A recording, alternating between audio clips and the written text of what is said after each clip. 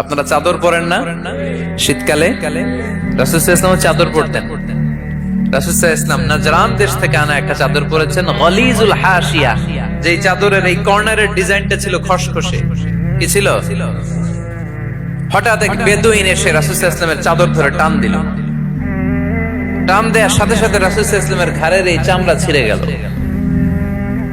এই খসখসে যেহেতু ডিজাইন চাদরের, এই খসখসে ডিজাইন ঘাড় আর কাঁধের এখানে যখন টান খেলো, ওই খসখসে ডিজাইনের দাগ বসে গেল, রাসূলের চামড়া ছিঁড়ে গেল ঘাড়ে। সে টান দিয়ে বলে, ইয়া মুহাম্মদ মুরলি মিন মালিল্লাহ। আসছে ভিক্ষা করতে। মূলত ভিক্ষা চাওয়ার ডিজাইন দেখছেন?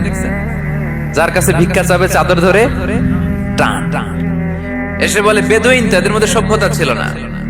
ইয়া মুহাম্মদ, ও মুহাম্মদ মুরলি মিন মালিল্লাহ, ও মুহাম্মদ আমার খাওয়ার মতো টাকা নাই, তুমি আদেশ করো বাইতুল মাল থেকে যেন আমারে কিছু টাকা দেয়। আসছে ভিক্ষা করতে। ভিক্ষা করতে আয়েশা চাদর ধরে দিছে, টান, ঘাড়ের রগ চামড়া ছিঁড়ে গেছে। রাসূল সাল্লাল্লাহু আলাইহি ওয়াসাল্লাম ব্যথা পেয়েছেন। ফালতাফাতা ইলাইহি রাসূলুল্লাহ, আল্লাহ রাসূল সাল্লাল্লাহু আলাইহি ওয়াসাল্লাম তার দিকে তাকালেন, তাকিয়ে ফাদাহিক, একটা মুচকি হাসি দিলেন।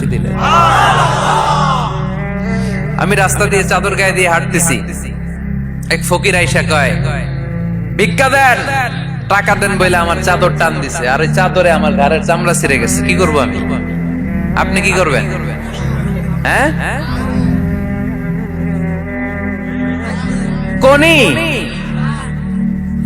আচ্ছা, তা আমরা ঠিকই ওরে ধরে মাইর দিতাম, তাই না?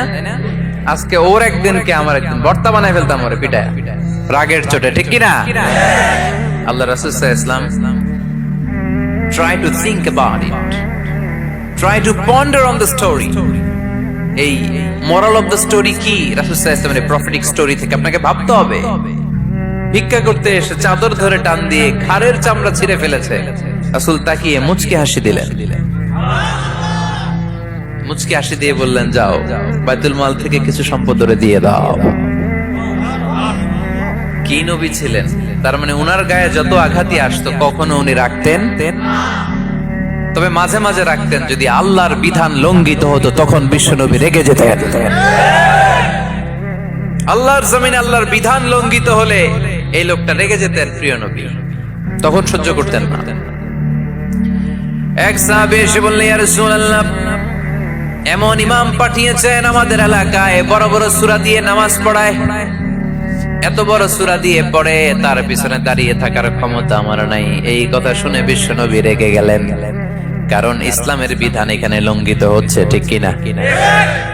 এত রাগলেন, চেহারা আগুনের গোলার মতো লাল হয়ে গেল। এই সাহাবীকে ডেকে পাঠিয়ে ধমকালেন, খবরদার, তোমরা মানুষকে দিন থেকে ভাগিও না, সহজ করে ইসলামকে উপস্থাপন করো। জামাতের ইমামতির চান্স পেলে লম্বা কেরাত করো না, একটা মিডিয়াম স্ট্যান্ডার্ড রেখে কেরাত করবা, কারণ তোমার পেছনে অসুস্থ লোক থাকতে পারে, মুসল্লি, মুসাফির থাকতে পারে, তাই না?